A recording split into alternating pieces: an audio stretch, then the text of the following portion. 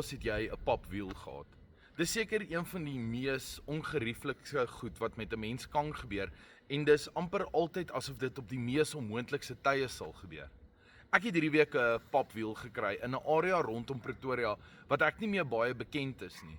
En toe in die proses om my spaarwiel af te haal, toe besef ek dat ek het nie die sleutel om my spaarwiel oop te sluit nie. Ek weet nie wat sluit daai klein sleuteltjie wat ek al vir die laaste 3 jaar by my dra, oop nie, maar dit was duidelik nie my spaarwiel nie. En so toe begin die proses om te stoei, om hierdie slotjie af te breek, dat ek by my spaarwiel kan uitkom. Toe kom 'n vreemdeling nader en hy vra my waarmee sukkel ek en of hy kan help. Ek sê toe ja asseblief, as jy dalk tools het, sal dit great wees. En hy los toe alles waarmee hy besig was en waarheen hy op pad was. Hy gaan haal sy eie kar en hy bring sy gereedskap en hy begin my help.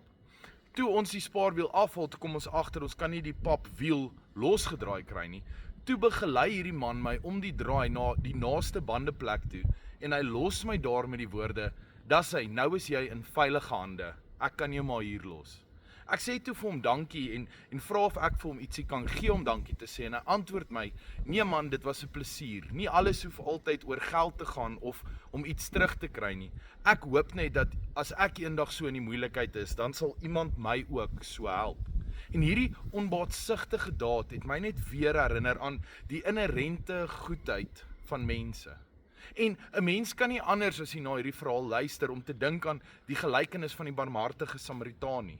In die gelykenis vertel Jesus van 'n man wat deur rowers aangeval en half dood langs die pad gelos is. 'n Priester en 'n leviet het albei verbygegaan sonder om hom te help, maar toe 'n Samaritaan, iemand van wie verwag was om hierdie man te verontagsaam, toe hy verbykom, het hy hom gesien en hy het hom innig jammer gekry. En hy het die man gehelp, sy wonde verbind, hom op sy eie dier gesit en na 'n herberg toe geneem, sodat hy daar verder versorg kan word op die Samaritaanse onkoste. Nou, net soos die Samaritaan het Innocent, dit was toe die man se naam, sy tyd en moeite gebruik om my te help, sonder om iets in ruil te verwag. Sy goedhartigheid was vir my amper 'n moderne illustrasie van die beginsel wat Jesus in hierdie gelykenis vir ons probeer leer het. En so kan ons ook baie leer uit hierdie gebeurtenis, uit hierdie ervaring. Eerstens dat goedhartigheid kom dikwels van die mees onverwagste bronne of mense. Tweedens dat ons moet bereid wees om ander te help sonder om altyd iets in ruil terug te verwag. En dan laastens, ons moet vertrou dat ons goeie dade 'n kettingreaksie van goedheid kan meebring. As jy iets goeds doen vir iemand, in plaas daarvan om te verwag dat die persoon dit sal terugbetaal, laat hy of sy dit eerder vorentoe betaal, eerder die goedheid of die guns aan iemand anders bewys. Innocent se goeie daad, sonder om iets terug te verwag, plaas nou half die bal in my hande om dieselfde te doen. En so kan ek nou weer iets vir iemand anders te doen, sonder om iets terug te verwag. En so kan ons die bal van goedhartigheid deur die hele koninkryk stuur. In Matteus 25 sê Jesus: "Ek sê vir julle, wat julle ook al vir een van die geringste broers van my gedoen het, het julle vir my gedoen."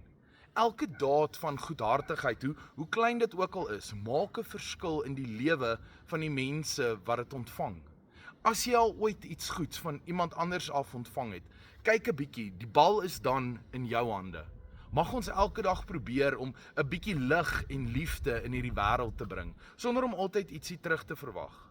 Mag ons minder gepla wees oor die terugbetaal en mag ons eerder 'n kanaal van seën wees vir ander mense, net soos wat ander al vir ons was. Miskien deur hierdie kettingreaksie help jy weer dalk eendag vir Innocent. En as jy doen, sê vir hom, ek stuur groete. Tot 'n volgende keer.